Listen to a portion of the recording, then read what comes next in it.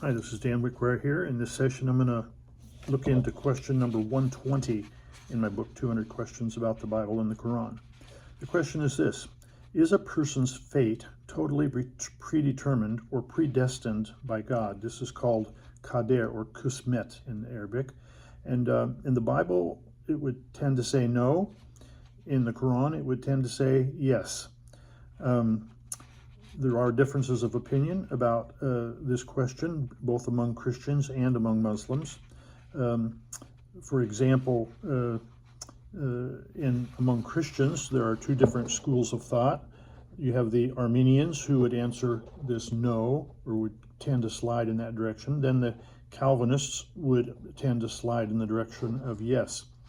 When you look at the Islamic side of it, most Muslims would answer this question yes, because they believe in fatalism, predestination, and just as you have differences of opinion among Christians in matters of theology, you also have this same sort of differences between the Shiites and the Sunnis, between the Hanifi, the Shafi, the Maliki, and the Hanbali schools of thought, the schools of jurisprudence. There are different ways of interpreting different things in the Quran.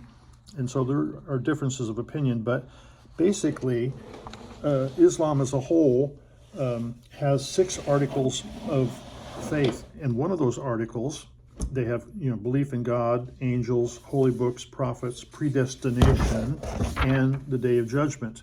So I want to read you something from their statement about predestination. This is what we're looking at here in this question.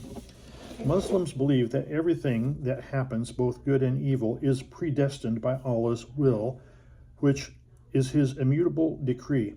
Distinctly different eternal destinies await the blessed and the damned in paradise or hell. Because God is sovereign, Muslims believe he is responsible for everything that happens. He decides the fate of men and angels and is responsible for good and evil according to many Orthodox theologians, but not according to the Mutazilites. In the early Islamic history, you had the Ash'arites and the Mutazilites. They had differing views. But the predominant view among Muslims is that, yes, everything is predestined, and that's one of their articles of faith, one of their 6 articles of faith. So I'm going to look at the Bible first of all in this question. Look at Deuteronomy 11:26-27, where it says, "Behold, I set before you today a blessing and a curse. The blessing, if you obey the commandments of the Lord your God, which I command you today, and the curse, if you do not obey the commandments of the Lord your God, but turn aside from the way which I command you." So God clearly says you have a choice. You can obey him or you can disobey him. If you obey him, you're going to get blessed. If you disobey him, you're going to be stuck with a curse. And again, this type of thing is repeated in chapter 30 of Deuteronomy, verse 19. He says, "I call heaven and earth as witness today against you, that I have set before you life and death, blessing and cursing. Therefore choose life, that both you and your descendants may live." So God's saying, you have a choice. You can choose to obey me or disobey me, but choose life, choose to obey me, so that you and your descendants may live, so that you may have blessing instead of cursing. Who wants to get cursed? Blessing is much better than cursing, so choose life, choose to obey God's commandments. Joshua chapter 24 verse 15 says this. Joshua says, "Choose for yourselves this day whom you will serve, but as for me and my house, we will serve the Lord." There's an obvious choice here that is left open for people to decide. You can choose whoever you want to serve, whoever you want to obey or disobey. But he says, "As for me and my house, we will serve the Lord." Psalms, and David writes in the Psalms 119 verse 30, "I have chosen the way of truth. Your judgments I have laid before me." He chooses to obey the commandments of God and go for blessing rather than cursing.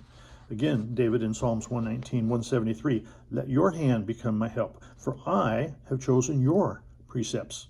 I've chosen to obey you. Okay?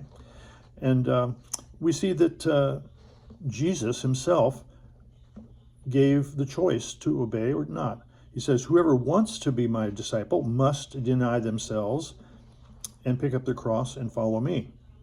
You can obey him. You can be his disciple if you want to, but that involves denying yourself, picking up your cross, and following him.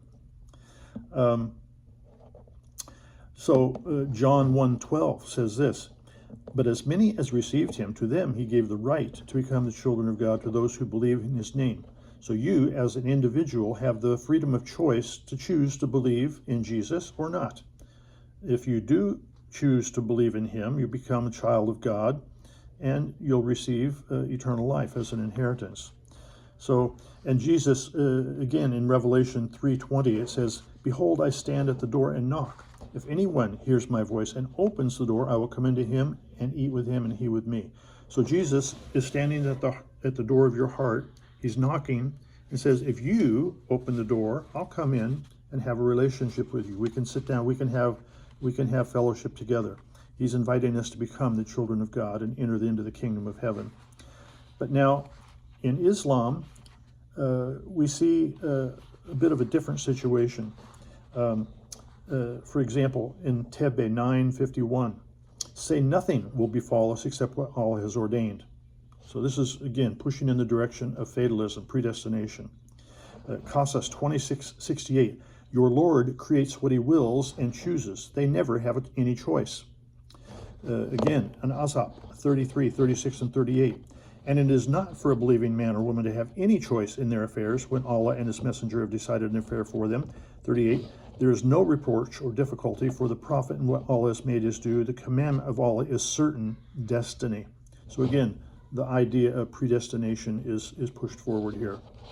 And Hadid 57:22, "No misfortune can befall in the earth or your own persons, but it is recorded in the book before we bring it into being." This is predestination. Before we bring it into being, it's already set out there. This is easy for Allah.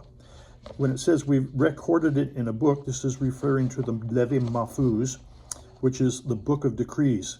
It's stuff that God has written that's going to happen no matter what. And so there are other places in the Quran as well. Surah Qamar 54:49 mentions that all things are created with Kader, that's the fate, with a fate. Anam 6:59 emphasizes that Allah possesses the keys to the unseen and knows everything in the land and the sea with every detail recorded in a clear record. That clear record is the Levi Mahfuz, as I mentioned before. Takvir 81:29 clarifies that one cannot will unless Allah, the Lord of the worlds, wills. Again, it's the idea of fatalism. Talaq 65:3 indicates that Allah will accomplish his purposes and he has set a decreed extent for everything. So the question remains, is a person's fate totally predetermined or predestined by God? The Bible would indicate no, but the Quran would indicate yes.